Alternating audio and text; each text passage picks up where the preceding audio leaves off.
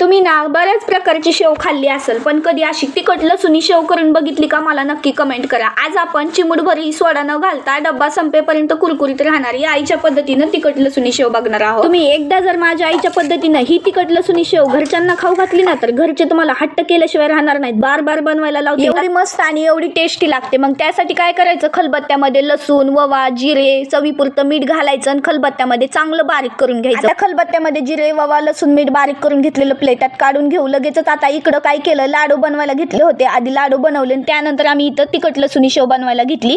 त्यामुळे तुम्हाला ते राडा दिसत असेल तर इग्नोर करा बरं का. आता आपण लसूण, ओवा, जिरे, मीठ खलबत्त्यामध्ये बारीक करून घेतलं होतं. त्याच्यात थोडंसं पाणी टाकलं होतं आईनं प्लेटामध्ये आणि ते चाळणी वाट गाळून घेतलं होतं. त्यानंतर तुम्हाला जितपत तिखट आवडतं त्यानुसार तिखट टाकायचं आणि थोडं थोडं पाणी करून व्यवस्थित हे पीठ मळून घ्यायचं.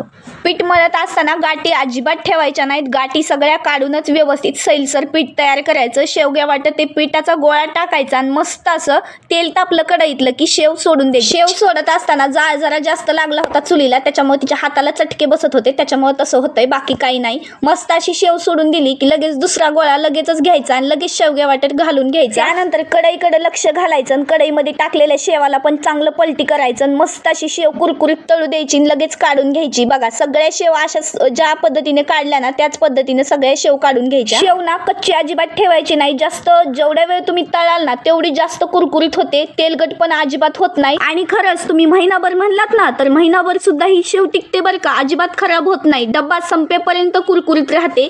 तर आईच्या पद्धतीची तिखट लसुणी शेवची रेसिपी एकदम कुरकुरीत भन्नाट चवीची गावाकडची गावरान पद्धतीची कशी वाटली नक्की कमेंट करा. आणि रेसिपी जरा जरी आवडली असेल तर जाता जाता लाईक नक्की करा. भेटते पुढच्या चमचमीत रेसिपी सोबत. धन्यवाद.